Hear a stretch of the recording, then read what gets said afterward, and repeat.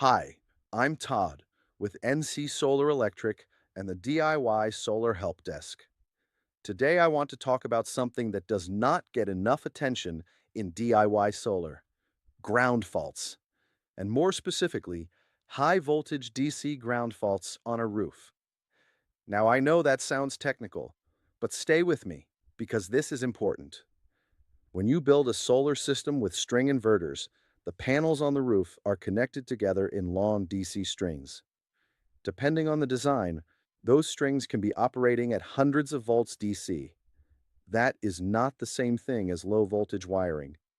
High voltage DC can be dangerous, and when something goes wrong, it can be hard to find, hard to fix, and in some cases, it can become a fire hazard. I have seen this in the real world. I have seen roof-mounted solar systems where a ground fault or wiring failure created a serious problem under the array. And the ugly part is this: once the panels are mounted on the roof, all of those connectors, wires, clips, and conductors are underneath the modules. That means the problem is not sitting out in the open where you can just look at it. It is hidden under glass, aluminum, racking, and wiring. And if you have a fault under the panels, that circuit can stay energized whenever the sun is shining. If that fault creates heat, arcing, or a current path where it does not belong, it can burn. That is not fear marketing, that is just physics. Solar panels produce power when the sun hits them. You do not get to turn the sun off. That is one of the reasons rooftop string systems can be so frustrating and dangerous to troubleshoot. You may have to remove panels just to get to the wiring. You may have to work around live DC. You may have a fault that only shows up when the array is wet, hot, cold, or under load. And when it is on a roof, everything is harder. You are lifting panels. You are working around sharp racking. You are dealing with weather. You are dealing with electrical conductors you may not be able to fully de-energize. That is not a good place for guessing. Now compare that to a microinverter system. With a microinverter system, each panel plugs into a microinverter right there under the module. The DC wiring is short. The voltage is much lower.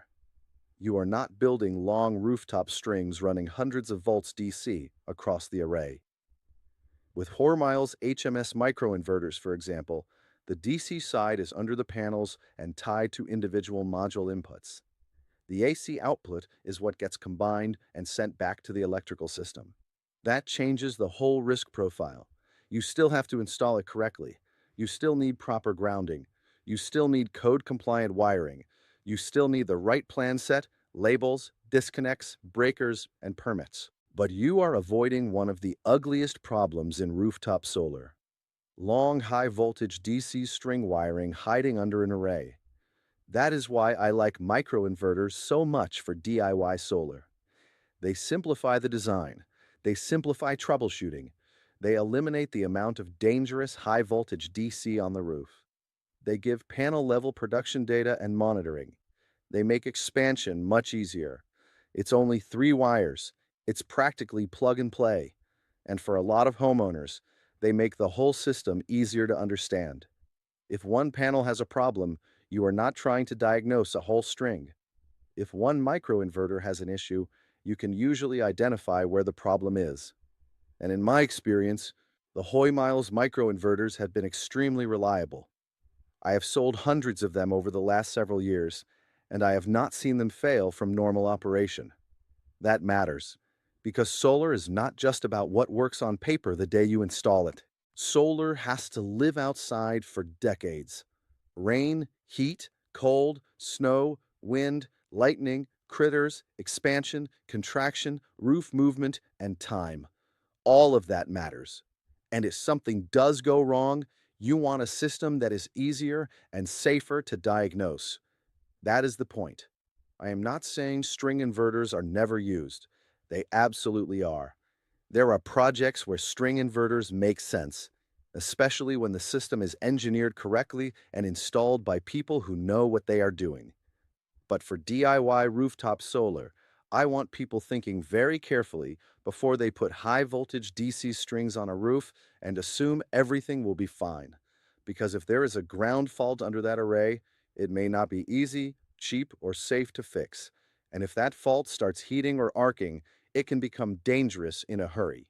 So here is my solar rescue rule for today. Do not just ask, what is the cheapest inverter? Ask, what happens if something goes wrong 5 years from now?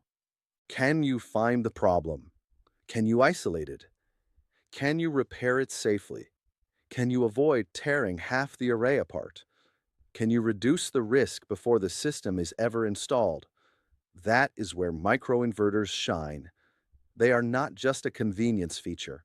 They are a design decision that can make a DIY solar project safer, simpler, and easier to maintain. If you are planning a roof-mounted solar system, or if you already have a string inverter system that is giving you ground fault warnings, nuisance trips, shutdowns, or wiring concerns, do not ignore it. A rooftop DC ground fault is not something to play with. Get the system reviewed, get the wiring checked, get the design looked at before it becomes a bigger problem. That is exactly what Solar Rescue is for. Please like this video and subscribe to the DIY Solar Help Desk. Then go to http://www.ncsolarelectric.com and book a call today.